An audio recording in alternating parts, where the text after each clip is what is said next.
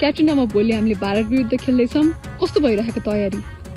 Overall ठिकै छ। अहिलेको प्र्याक्टिस सेसन सकिसक्यो अनि जुन एउटा चाहिँ अस्तिको म्याचको जुन हाम्रो मिस्टेकहरू छ त्यो कुरालाई चाहिँ मिनिमाइज गरेर हामी जुन एउटा चाहिँ साउथ एसियन फुटबलको एउटा प्रतिष्ठाको लडाइँ छ त्यसको लागि हामी रेडी छौँ।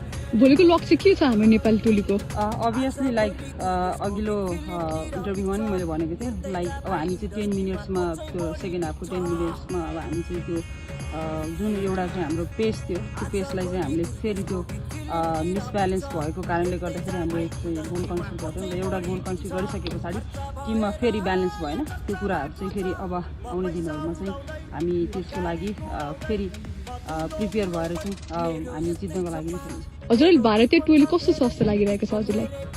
अभियसली मैले अघिल्लो इन्टरभ्यूमा नि मैले भनिसकेँ कि उनीहरू एसियन कपको लागि रेडी भइसकेको क्वालिफाई भइसकेको छ।